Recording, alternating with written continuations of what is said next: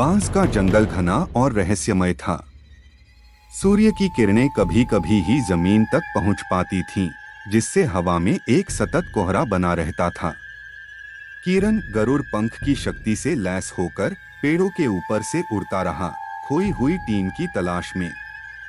दूर से उसने जंगल के बीचों बीच एक चमक देखी। करीब जाने पर उसने पाया कि यह एक विशाल घाटी है, जिसके तल पर एक चमचमाता शहर बसा हुआ है। शहर पूरी तरह से बांस से बना था और सैकड़ों की संख्या में सरपसिर वाले नागा लोग इधर-उधर घूम रहे थे। यह वही शहर था जहां खोई हुई टीम फंसी हुई थी। किरण नीचे उतरा और शहर के किनारे पर छिप गया। उसने देखा कि उसकी टीम के सदस्यों को बंधक बनाकर रखा गया है। एक विशाल नाग जाति के व्यक्ति के सामने खड़े हैं, जिसके कंधे पर एक दुष्ट आभा निहित है। यह व्यक्ति दुष्टांता की आत्मा नहीं था, बल्कि नागाओं का राजा वासुकी था। वासुकी गुरु अरुणा के शब्दों को सही साबित करते हुए दुष्टांता की आत्मा का एक हिस्सा अपने भीतर समेटे हुए था। मरने से पहले दुष्टांता ने वासुकी के साथ एक सौदा किया था। वासुकी को सतह की दुनिया पर शासन करने में मदद करने के बदले में दुष्टांता को नागाओं की दुनिया में रहने की अनुमति दी जाएगी। वासुकी ने खोई हुई टीम को धमकाया, उनसे गरुड़ पंखों के टुकड़ों के बारे में जानकारी मांगी। टीम के सदस्य चुप रहे, यातना सहने को तैयार, लेकिन कोई रहस्य उजागर नहीं किया।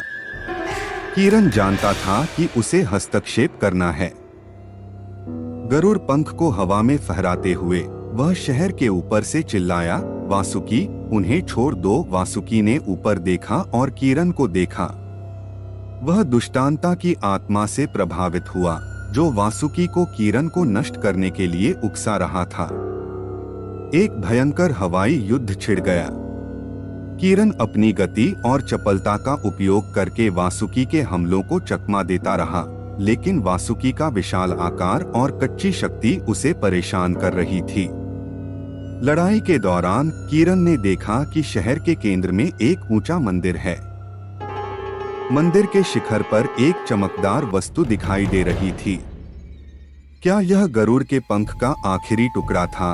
अपने मौके का फायदा उठाते हुए किरण ने वासुकी को विचलित कर दिया और तेजी से मंदिर की ओर उड़ गया। वासुकी क्रोध से दहाड़ा, लेकिन किरण पहले ही मंदिर के शिखर तक पहुंच चुका था। उसने चमकती हुई वस्तु को पकड़ लिया। यह वास्तव में गरुड़ के पंख का आखिरी टुकड़ा था, लेकिन जैसे ही किरण उतरने के लिए मुड़ा, वासुकी ने उसे जकड़ लिया। वासुकी की ताकत की तुलना में किरण कमजोर पड़ रहा था। दुष्टांता की आत्मा फिर से हंसी, किरण को नाश होने का आभास दे रही थी। अगले भाग में क्या किरण वासुकी के चंगुल से बच पाएगा? क्या वह खोई हुई टीम को बचा पाएगा और नागाओं की योजनाओं को नाकाम कर पाएगा? गरुड़ पंखों के फिर से जुड़ने से क्या होगा? और क्या दुष्टांता की आत्मा को शाश्वत शांति मिलेगी? ये कल अगले पार्ट में पता चलेगा। अगर स्टोरी अच्छी लगी तो वीडियो को लाइक करो और अगले पार्ट के लिए चैनल को सब्सक्राइब करो। मिलते हैं अगले वीडियो में।